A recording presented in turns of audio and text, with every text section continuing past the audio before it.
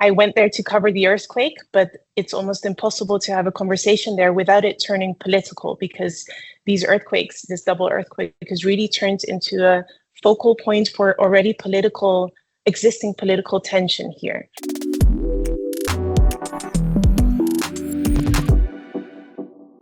One month ago, Venezuela was struck by two earthquakes in quick succession. The death toll has now risen to more than 5,000. What's the situation like today? How are people coping? We ask our Latin America correspondent and global reporter Eva Hartog. Eva, you're in Caracas. Tell us about the situation. Yes, I was in La Guaira a couple of days ago. La Guaira is the most affected state, the most affected place by this double earthquake. And you said it was a month ago, but actually being there makes you feel like it wasn't that long ago, because one of the people I was with, a resident, he said, this looks like a war zone. And it does really look like a war zone.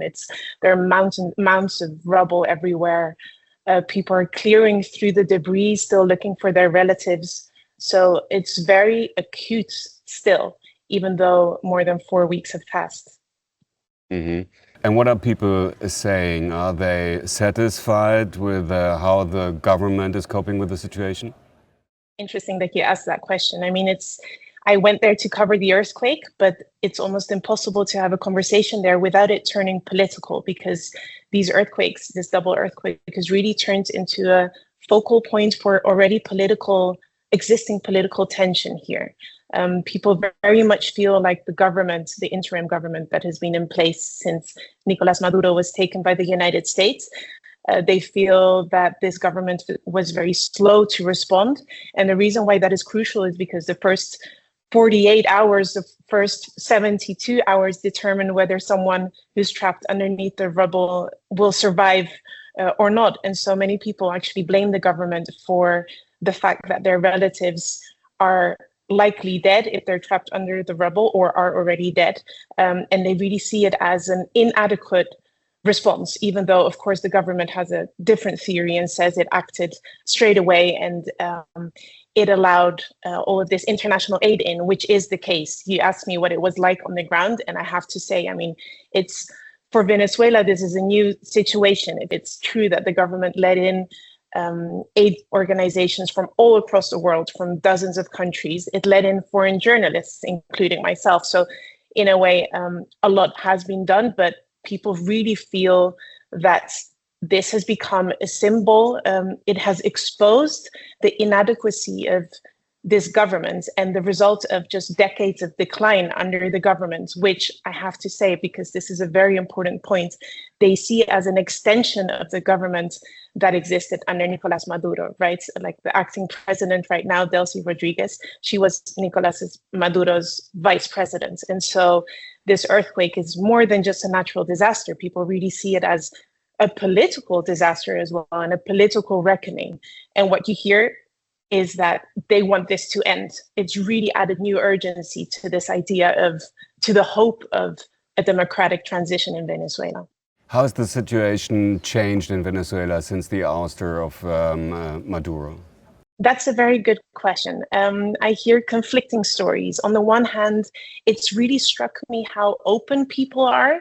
And I'm talking about people on the streets, but even people in law enforcement. I've spoken to law enforcement officers who've been very critical of the government. And what I'm hearing is that 7 months ago, last December and last November, that would not have happened. People were so terrified about what the consequences could be of expressing dissent or being critical of the government that you would not have been able to just approach someone and have a conversation like that. And so it has really struck me that there's a level of fear that has disappeared. That's what I'm hearing. It's in part the fear that has lessened, but also the indignation has risen, right? People are, as I said, clamoring for change. On the economic front, which is very important to people here, because Venezuela has one of the highest inflation rates in the world, right? This was a failing economy. On the economic front, people are quite disappointed, I have to say, that change has been so slow, or in fact, regular Venezuelans are telling me they don't really experience a change at all. now that Nicolas Maduro has gone and the US, the United States, effectively controls most of the Venezuelan economy. They say, I was speaking to someone and he said, a hairdresser, and he said, the prices change 3 times a day. So you go to a shop in the morning, it has one price. You go in the afternoon, it has another. And you go in the evening, it has another. And so people are still scrambling to make ends meet here. So who's really calling the shots in Venezuela? Is this Mrs. Rodriguez, the interim president, or is it actually the United States in person of Marco Rubio, for example? Right. That's the question, the golden question, right? Everyone wants to know who's really calling the shots. I think the easier question to answer is who's not calling the shots here. And that's very much, Venezuelans feel that that's very much not them. And so the Venezuelan population feels a bit trapped from what I'm hearing between this interim government that is in place thanks to the Trump administration and the Trump administration that has its own plan for what Venezuela's future should be for this transition, as they call it. So the 3-phase plan about which consists of stabilizing Venezuela, getting the economy going again, and supposedly starting this democratic transition. And so in August, apparently, these talks are going to start between part of the opposition and the government. And people very much hope that something will come out of that. But the ultimate test, the ultimate litmus test, is going to be, will Venezuela have free elections? Probably not this year, but next year, right? And so until Venezuela has free elections, you could say that Venezuelans very much feel like they're not the ones in charge. That's for sure. So, difficult situation today and an insecure future. Thank you so much for giving us your insights. Thanks, Eva. Thank you for having me.